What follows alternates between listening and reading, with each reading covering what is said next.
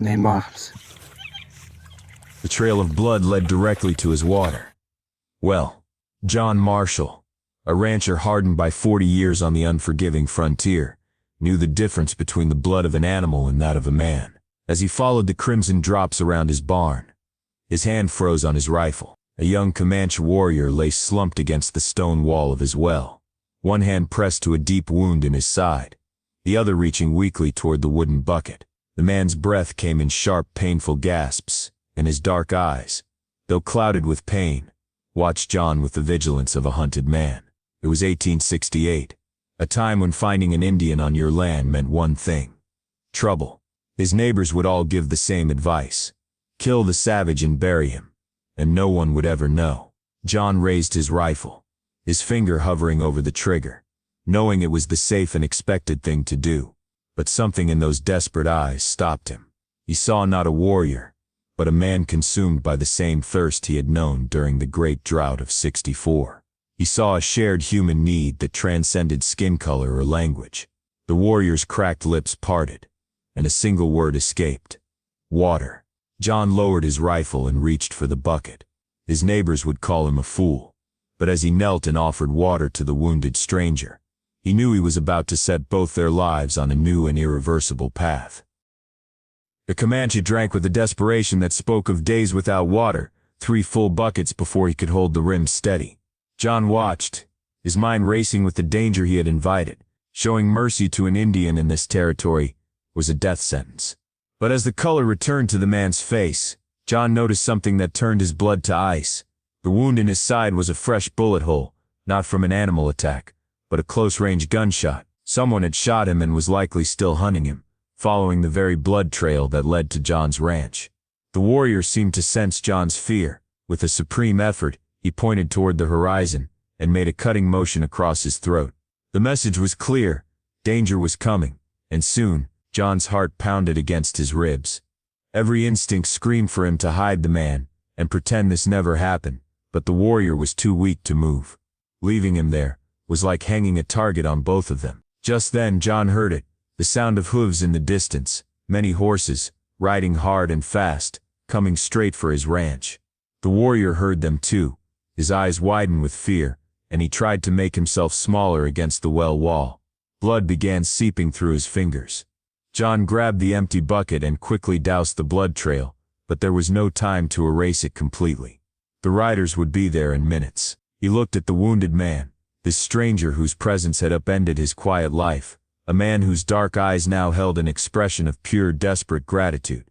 The hoofbeats were close enough now to count: 5 or 6 horses, riding at a gallop that promised an unfriendly visit. John made his choice in that split second, knowing it might be his last. He couldn't carry the man, but he could hide him in the old root cellar behind the barn. But as he reached to help the warrior to his feet, the man gripped his wrist with surprising strength, shook his head slowly, and then did something that made John's skin crawl. He smiled. Not a grateful smile, but a knowing one, as if he understood exactly who was riding over that hill. The riders appeared on the ridge like a coming storm. 6 men on horseback, dust billowing behind them, rifles gleaming. John recognized the lead rider immediately: Marshal Gideon Vance, a man whose reputation for violence was known across the territory. Vance was a lawman who shot first and asked questions later, especially where Indians were concerned. He was the kind of man who would burn a ranch to the ground if he suspected its owner was harboring a fugitive. John stood in front of the well, his body blocking the warrior from view, trying to project a calm he didn't feel. His mouth was dry as desert sand.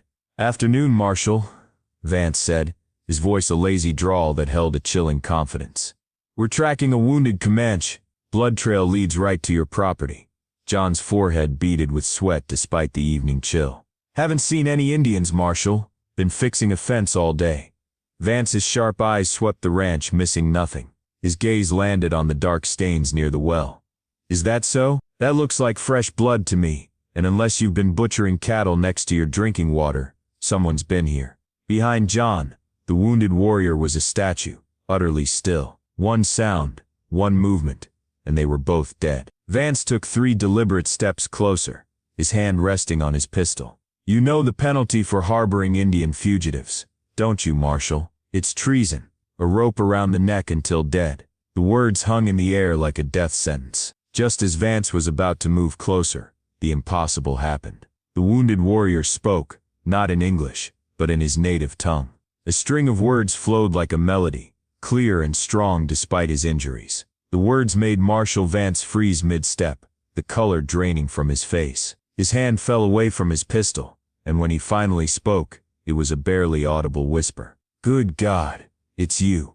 The other 5 riders dismounted, their weapons forgotten, their faces a mixture of shock and fear. Not the fear of facing an enemy, but the fear of a terrible mistake. Vance turned to John, his face pale as winter snow. "Do you have any idea who you've been helping?" John stared at the marshal's terrified face, his mind spinning. In all his years he had never seen the ruthless lawman show fear.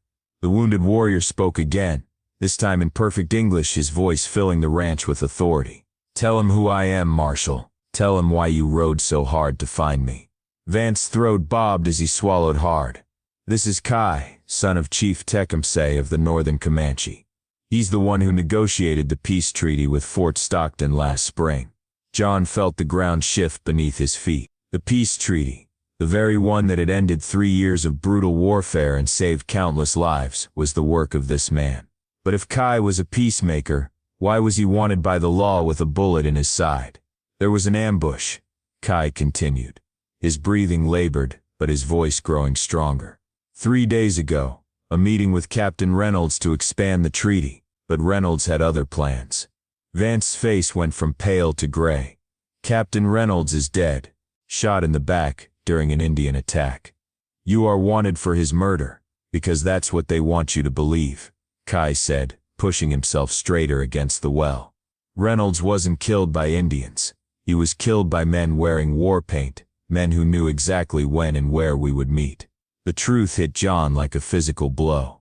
Someone had staged the murder to frame Kai, someone who wanted the peace treaty destroyed and the territory to burn again. "Who?"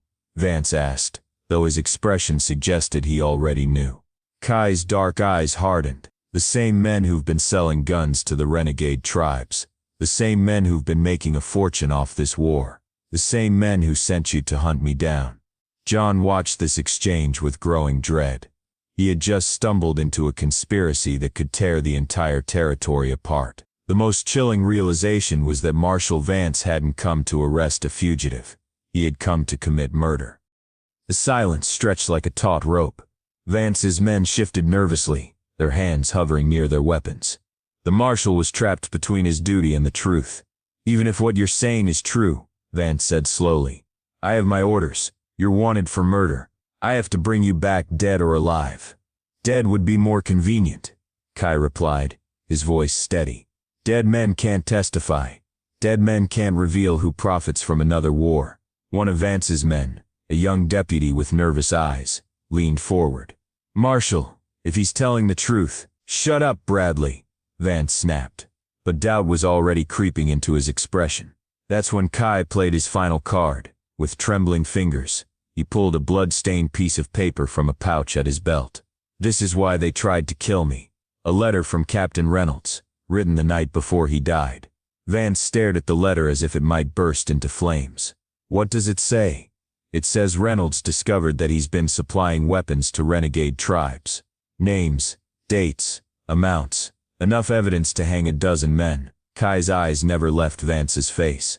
"And evidence that someone in the territorial marshal's office has been taking bribes to look the other way." The words hit Vance like a physical blow. His face went from pale to a sickly green. His men exchanged nervous glances, suddenly very interested in their horses' manes. John felt his heart hammering against his ribs. He was a witness to something that could get them all killed. The moment a corrupt lawman realized his own neck was on the chopping block. "You're lying," Vance said, but his voice lacked conviction. "Am I?" Kai held up the letter. "Reynolds trusted me enough to give me this. He said it was his insurance." Vance took a step forward, his hand now gripping his pistol. "Give me that letter, so you can destroy it." Kai shook his head. "I don't think so, but I'll make you a deal. Let me live long enough to reach the Comanche Council tomorrow, and I'll make sure your name isn't mentioned when this all comes to light."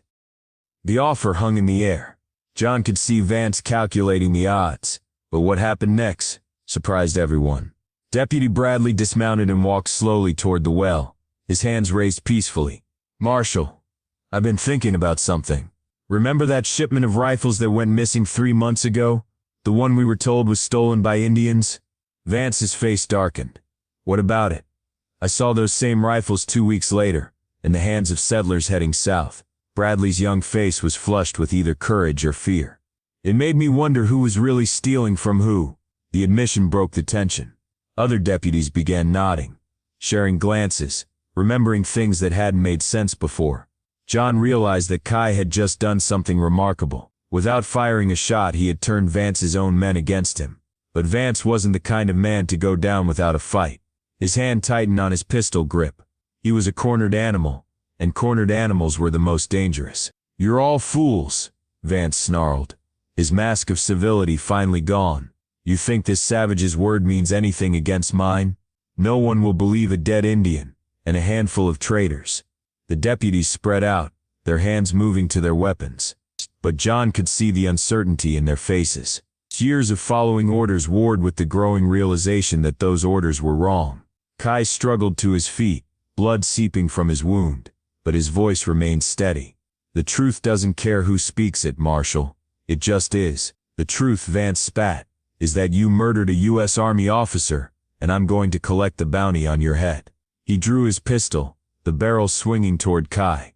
But before he could fire, Deputy Bradley stepped into the line of fire, his own weapon raised. "Stand down, Marshal." The words cracked like thunder. 4 other deputies followed, their guns trained on their own commanding officer.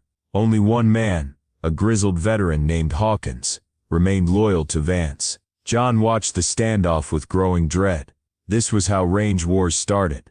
This was how good men died for bad reasons. Then Kai did something unexpected. He began to sing, not in English, but in Comanche, a low, haunting melody that seemed to rise from the earth. The ancient words carried on the evening air, speaking of honor and sacrifice. The effect was immediate and startling. The deputies lowered their weapons, not understanding the words but feeling their power. Even Vance seemed momentarily mesmerized. While they listened, Kai was doing something else entirely. He was summoning his people. The song was a signal, a message carried on the wind to ears that knew how to listen. John realized this with a chill that ran down his spine. Kai wasn't just singing, he was summoning. The song ended, and a heavy silence fell over the ranch. But in that silence John heard something that made his blood run cold. Hoofbeats. Distant but growing closer. Many hoofbeats. Moving fast. Vance heard them too. His face went pale. "How many?" Kai smiled despite his pain. "Enough." The sound grew louder, multiplying, until it sounded like thunder. Not 6 riders, not even a dozen. An entire Comanche war party was riding toward John's ranch, and they would arrive within minutes. Vance raised his pistol again, this time pointing it directly at John's chest. "You did this. You helped him signal them." "I gave a dying man water," John replied, surprised by the steadiness of his own voice. "The same as I'd do for any creature suffering on my land." The hoofbeats were close enough to feel in the ground beneath their feet. Too many to count. And Vance finally understood what Kai had been planning all along. They came over the horizon like a vision from another world. 50 Comanche warriors on horseback, moving in perfect formation, their war paint gleaming. But as they drew closer, John realized something that defied everything he knew about war parties. Their weapons were sheathed. At the head of the group rode an elderly chief, his presence commanding respect. Despite his age, he sat his horse with dignity. His warriors' weapons remained sheathed. Vance's face cycled through confusion, fear, and desperate calculation. He still held his pistol on John, but his hands shook. "This changes nothing. I still have my orders." "Your orders," came a new voice, "are no longer valid." Everyone turned to see Deputy Bradley holding up an official-looking document. "This came through this morning, Marshal. Direct from the territorial governor. All pursuit of Kai is suspended pending investigation into Captain Reynolds' death." Vance's face went purple with rage. "You lying piece of—" "Check your own dispatch pouch," Bradley interrupted. Unless you've been too busy collecting bounties to read your mail. The Comanche riders formed a wide circle, unmistakably present but not threatening. Their chief dismounted and walked slowly toward the well where his son waited. His eyes never left Kai's face, searching for signs of injury. When father and son embraced, a collective sigh rose from the warriors. John was witnessing a sacred reunion, a leader with his people, a father with his child, a peacemaker with those he had sworn to protect. The chief spoke to his son in rapid Comanche, his hands checking the wound, his face grave. Kai responded in the same language. But John caught enough English mixed in to understand the gist, the truth, the conspiracy, the names of the real killers. When the conversation ended, the chief turned to face Vance, his eyes like black diamonds. When he spoke, his English was perfect and precise. "Marshal Vance, my son tells me you came here to murder him." Vance's pistol wavered. "I came here to arrest a fugitive from your own corruption," the chief replied. "A man whose only crime was discovering how you and your friends have been profiting from war between our peoples." The accusation hung in the air like a funeral pyre. Vance's remaining ally, Hawkins, was slowly backing his horse away, clearly calculating his chances of escape. "You have no proof," Vance said, but his voice cracked. The chief smiled. "We have Reynolds' letter. We have the testimony of the real killers, who confessed everything before they died, trying to escape our justice, and we have something else." He gestured to a warrior, who rode forward carrying a leather satchel. From it, the warrior produced a stack of papers that made Vance's face go ashen. "Your correspondence with the gunrunners," the chief continued. "Every payment, every shipment, every lie you told to cover your tracks. Reynolds was more thorough than you knew." Vance's world collapsed. John watched as a corrupt man realized all his schemes, all his violence, had been for nothing. The evidence was overwhelming, the justice inevitable, but cornered animals are unpredictable. Vance swung his pistol toward the chief, desperation overriding common sense. "If I'm going down, I'm taking you with me." What happened next was a blur of motion. Kai threw himself between the gun and his father despite his wound. The pistol fired and 50 Comanche warriors reached for their weapons in perfect unison. But the shot went wild because John Marshall, a simple rancher who just wanted to help a thirsty man, had tackled Marshal Vance from behind, sending them both crashing to the ground in a tangle of dust and rage. The dust settled like a curtain on the final act of a play. Vance lay motionless beneath John, his pistol thrown clear. Deputy Bradley and his men quickly secured both Vance and Hawkins, while the Comanche warriors slowly lowered their weapons. But what happened next would stay with John for the rest of his life. The chief walked slowly to where John sat in the dirt. The old man's face was unreadable as he studied the white rancher who had risked everything for a stranger. Then, without a word, he placed both hands on John's shoulders and spoke in Comanche, words that carried the weight of ceremony and honor. Kai translated, his voice thick with emotion. "He says you are now brother to our people, that what you did today, showing mercy to an enemy, risking your life for truth, choosing courage over fear, these are the actions of a true warrior." John felt a shift in his chest, a door opening to a light he had never seen before. All his life he had been taught that Indians were savages, but looking into the chief's ancient eyes, he saw only wisdom, dignity, and a kind of respect he had never earned from his own people. The ceremony that followed was unlike anything John had ever witnessed. The Comanche warriors dismounted and formed a circle around him. One by one they approached and touched his hand. Not a handshake, but a deeper recognition of kinship that transcended skin color or culture. When the last warrior had paid his respects, the chief presented John with a gift that took his breath away, a war lance decorated with eagle feathers and intricate beadwork, its shaft worn smooth by generations of hands. "This belonged to my grandfather," the chief explained, "and his grandfather before him.